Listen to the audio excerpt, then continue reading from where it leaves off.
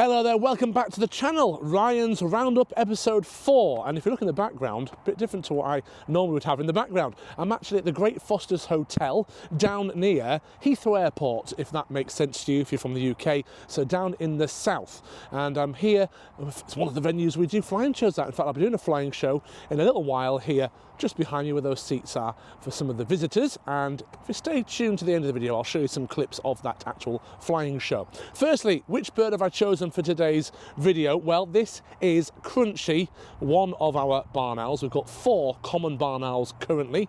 I'm sure we'll end up with a lot more as the business grows even further. And as you can see, he's very excited because he will be flying today. All I've got to do to get him ready is weigh him, although I'm pretty sure he's at the right flying weight, so I'm not too worried about that. But I'll weigh him anyway. I will pop on a little transmitter. I've never lost him, but you never know. So I'll put that on and I'll remove the furniture, as we call it, all this equipment here. And I just fly with anklets on. You can put flying dresses on, but I tend not to. But he's going to mostly do some hand-to-hand stuff. He might go in a tree, or this little thatch roof here, not a bad perch, we'll have to see. But he's not so used to just sitting there and not flying. He's normally out flying pretty much, and that's it. That's why he's a little bit fidgety, we could say, at the moment. Now, Crunchie here is quite young. He's about 7 months old now. Previous videos, you've seen me hand-rearing him with his 2 siblings, Whisper and Fudge. So if you're from the UK, you know they're all Cadbury chocolate bar names. And we've got their older brother, Crunchie, as well. Sorry, this is Crunchie, older brother, Casper, sorry. But they're all from this year. And we had to get a whole new team of barn owls in for all the work we do, the weddings and everything. And actually, every single booking we do really has at least a barn owl, if not a Harris hawk and a barn owl, because they're just such a great bird for everything we do, indoor things and outdoor things as well. Now, I am going to produce a video very soon, which is essentially racing my 4 barn owls, but it's a bit of a challenge. I need a big indoor space. Why? Because I don't have 4 transmitters currently. You can remember they cost over £1,000 each. We are going to buy some more, but not all in one go. So I can't really fly 4 outside at the same time. But they are able to be together. They all get on, essentially, they're sort of creche-reared / hand-reared, so they're okay in that sense. But we'll find an indoor venue, and the thing is, I already know who will win. It'll be him. If we're doing a which bird will fly to the glove first thing, it's no doubt going to be Crunchie here. He just is such a keen bird, and they all vary as their personalities do vary, of course. We've trained him as a hand-to-hand flyer, mainly, so he's done a lot of the weddings with the ring bearing. In fact, he's got one in a couple of days. And he does a lot of schools and the care homes and that kind of thing. A few quick facts about barn owls. Well, he's a common barn owl. There are over 20 different types of barn owl, come in all kinds of different colours. But this is the species you actually find all around the world, not just in the UK. And they are quite a small bird, actually. Wingspan, 90 centimetres. Weight, about 11 ounces. About 220 grams or so. So a lot smaller than people realise. Because when they do fly in the wild, if you ever see one flying, they look quite big. It's an owl, it's special. So people think they're a really big bird. And I've had people come to displays before and say, oh, that's a very small barn owl.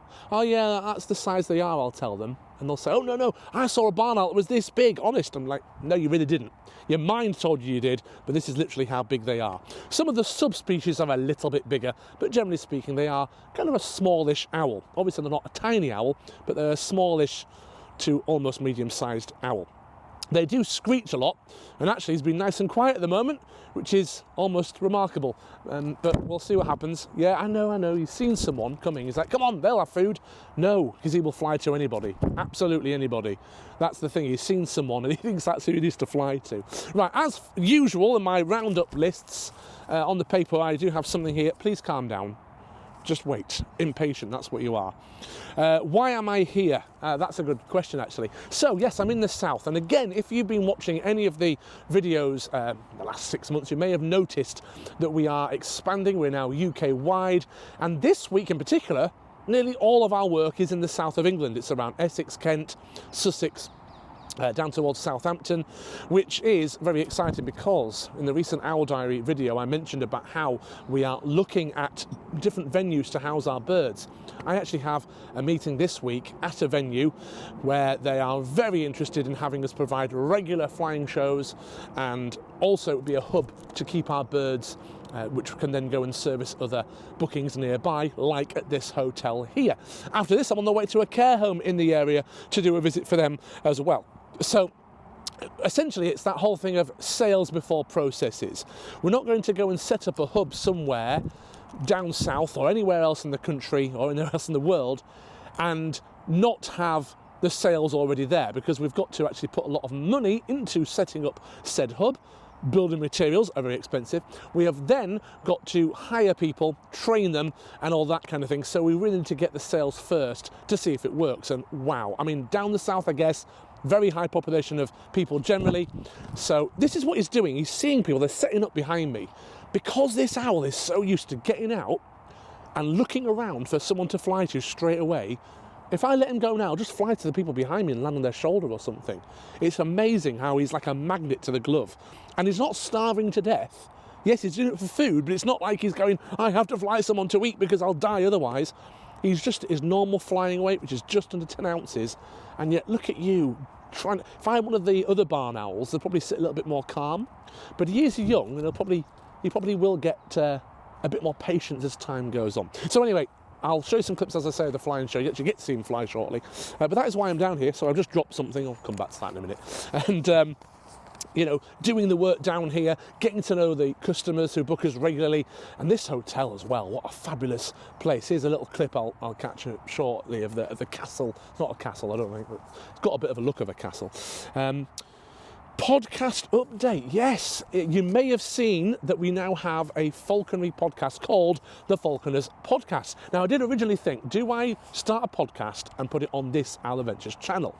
And then I thought about it for a little bit and decided no, because this channel is for falconers, for people who are interested in falconry but maybe never get their own bird, and for people who just find birds of prey and owls and things like that and nature, really interesting. So I wanted to make sure that the Falconers Podcast, as the title suggests, the Falconers, it's owned by falconers in a sense. Those who are making it, but also those who are viewing it, who'll be part of that community. And there isn't really anything from the UK quite like it. There are a few podcasts that have sort of started and fizzled out, plenty from America, but nothing UK based. And even though the podcast is aimed at falconers all around the world of all different types, from pest control falconers to hunting falconers, people who fly birds of prey just for their own recreational enjoyment, and also those doing display work like myself, and breeders, and just about anything you can think of, all walks of life and all around the world. But still, having something from the UK I thought was a really great idea, and we wanted to make sure that we had a very specific target audience. So me and Nick have been filming lots of episodes. The truth is, I think have we released 3 or 4 now? 2 or 3 episodes have been released, I've lost track. And we've actually filmed, I think, 6, but 2 of them originally we had to scrap because of a technical issue of some kind, and we're re-recording those ones a second time. And that's the reality of it. I know what to do when it comes to sound, lighting, presenting, which is the main things I do, and that's what I am. If someone asks, what do you do as a job? Well, a bit of everything, really, but what's the main thing? I'm a presenter. Doing the flying shows, doing talks of birds of prey, doing these videos, essentially I'm a presenter, so I've got that skill there. But still, there's a lot to it. There's a lot of wires, a lot of technical stuff, and we're sort of ironing those out, improving the sound and everything. And the next set of episodes we're going to film next week, I've got 2 more episodes we're going to record. I know to do a few changes, just a couple of little tweaks to make it sound even better and look even better, and it'll only improve as we go. So really enjoying it, and hey, it's out there and people are watching and listening, which is amazing. You could start one of these things and almost nobody watch or listen at all to start with, yet it's already attracting attention. I'm already getting emails in for people to be a guest. We do have a guest every single show. We do it via WhatsApp audio, so it couldn't be any easier. We've got that on a MacBook linked into the mixer, and actually the audio we're getting from our guests seems often clearer than our own microphones. So it's really easy to be on the show. If you are a falconer of any kind and you'd like to be on that, you can email us at falconerspodcast@gmail.com. So yeah, we're keeping that completely separate to all the other things essentially. So podcast going well. We are going to be really ahead of ourselves when it comes to filming episodes.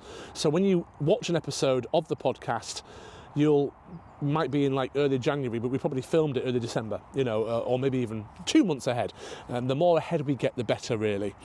If people lose birds, so this is something I wanted to bring up on this particular podcast, actually. It's a question I sort of get quite a lot is, have you ever lost a bird? And the answer is yes. I'll have to go into that in the mistakes videos. I've got a series coming out over time, chronologically, of mistakes I've made, and just so people don't avoid...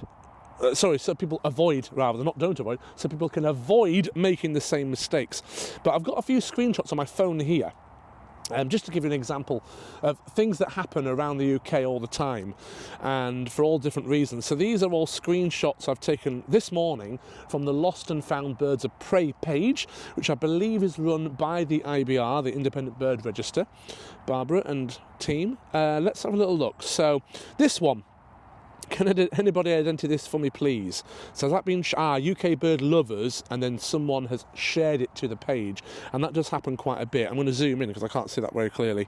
Is that a falcon of some sort? Yeah. So that could be a hybrid, very speckly on the front. That looks like maybe a peregrine gyre hybrid or something like that. Falcons are quite hard to identify often because of the coloration and the differences. Let's have a look at the next one. So that's obviously someone's lost bird, unless they were flying it, it landed on the wall, and they're on the way over with the tracker. That can happen sometimes. Missing reward, lost goshawk around Strelly area, is flying with Jesses, so can you spot? He isn't wild. Please check your guards in case I got tangled up. I mean, goshawks are not as easy to train as Harris's hawks. We've said this many times before. They are more of an arter falconry bird, but they're super quick, super aggressive, amazing hunters, beautiful birds as well. That picture doesn't necessarily give it justice, really, because there's not a lot of light. But you can see the grey and the stripes on the breast, etc., on the legs as well. Probably got lost while hunting. It says with Jesses on, flying Jesses probably, let's assume. Doesn't say anything about transmitter or not, because, sometimes transmitters fail. This next one, striated caracara. I mentioned the caracara in my latest Owl Diary video last week, actually, because it's one of the birds we want to actually get in the future. And we've now got some opportunities arising, calm down, where we could actually have one, which is fantastic. They're not the sort of bird to sort of tether and, they sit on your glove for a while, but they want to be more active, really. So, caracara, DE13, DE, I'm trying to think what the postcode is. Been around for about 3 weeks now. Wow. Scavengering bird, rare to lose one of them. Not many of them around. Actually, quite a hard bird to lose, because they're not the biggest flying bird. They're not like a falcon that flies really high or anything. And there's another one that I caught here, which just shows... actually, that birds are often found. Update, he's been found, thank you to everyone. So that's a Harris hawk, or Harris's hawk. Looks like it might be a juvenile. It's hard to tell because I can't see the front of it, but usually the more speckled they are, the younger they are. It does look like it's possibly a young one. But looks in good condition, hard to tell, but at least that one's been found as well. And I've used that page myself. We had a falcon called Gulliver for a number of years, and he actually had a battery issue with his transmitter. He went on a bit of a fly. Will you please calm down, Crunchie? You're looking over at the bird boxes now, just thinking I might land on that. It's the way I've trained and conditioned him, you see, is the trouble. You condition a bird to actually get out the box and fly straight away. He wants to do it, doesn't he? Yeah, this falcon, we did actually get back after a few days, and luckily it was partly because it was put on that particular page that we were able to find it. It's great that we have those things about.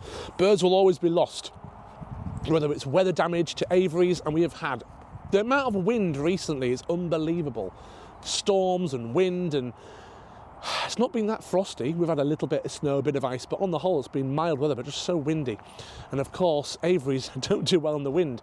So on the really windy nights, I've been putting all my birds into boxes in their enclosures, just in case. And luckily, every morning I've woken up, no wind damage, no roofs ripped off. But I'd rather do that than not box them up and come down to find a roof blown off and a bird escaped, of course.